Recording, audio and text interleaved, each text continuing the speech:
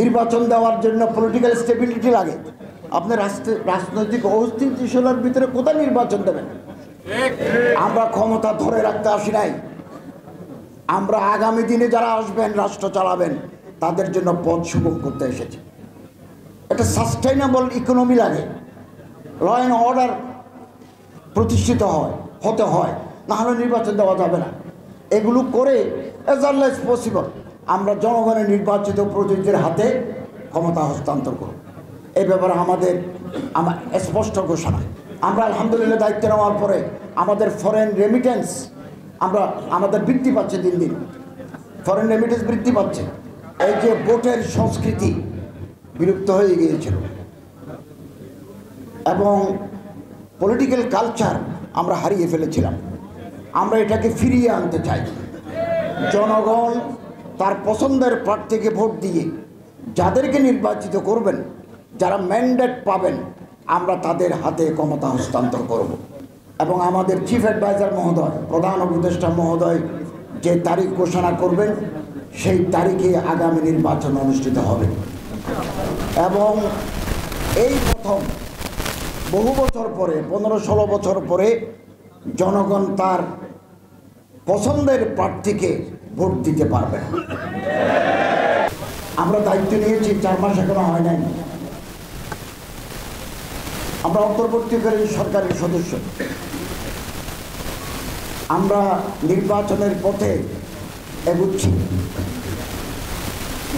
নির্বাচন কমিশন গঠিত হয়েছে, কমিশনাররা নির্বাচনের জন্য যা যা করা প্রয়োজন আমরা করব। আমরা আমাদের অধিকারের ক্ষেত্রে যারা আমাদের সম্প্রীতি নষ্ট করে দিতে চায় তারাই জাতির দুশমন। যারা আমার দেশের সম্পদ লুট করে বিদেশে বাড়ি করেছে তারা কোনোদিন দেশপ্রেমিক হতে পারে না। এরকম একটা সুন্দর দেশ, এবং আসুন আমরা একে অপরের হাত ধরে ঐক্যবদ্ধ থাকি। যারা চক্রান্ত করছে তাদের এই চক্রান্ত আমাদের ঐক্যের মাধ্যমে ব্যর্থ করে দিতে আমরা সফল হব ইনশাআল্লাহ।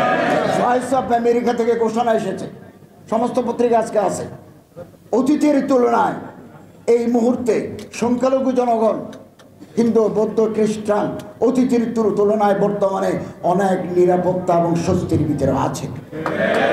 অতএব নর্থ আমেরিকাতে কারা এই ethnic cleansing of Hindus in Bangladesh সম্মেলন করে, কারা আমরা জানি তাদের, তারা বিদেশে আমাদের ভাবমূর্তি। এই রাষ্ট্র তো আমাদের, government changeable but the state is static. রাষ্ট্র স্থির, সরকার পরিবর্তনশীল। এই দেশ তো আমাদের। এক সময় অন্যরা রাষ্ট্র পরিচালনা করেছে, এখন আমরা করছি, আগামী দিনে অন্যরা করবেন। এই দেশ তো আমাদের।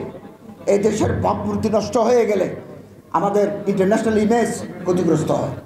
অতএব আমরা এমন কোনো কাজ করব না যাতে আমাদের দেশের ভাবমূর্তি বিনষ্ট হয়। আমি ডক্টর শফিকুল ইসলাম মাসুদ সাহেবকে আন্তরিক মোহাম্মত জানাচ্ছি এবং বাউফলবাসীর প্রতি আমি সম্মান এবং শ্রদ্ধা জানাচ্ছি। এবং এই বাউফল আগামী দিনে বাংলাদেশের জন্য একটা আলোকিত জনপদ হিসেবে পরিচিত হবে। এখনো পরিচিতি পাচ্ছে, আগামী দিন আরো বেশি করে পরিচিত পাবে, এই প্রত্যাশা ব্যক্ত করে শেষ করছি। ওয়া আখিরু দাওয়ানা আলহামদুলিল্লাহি রাব্বিল আলামিন।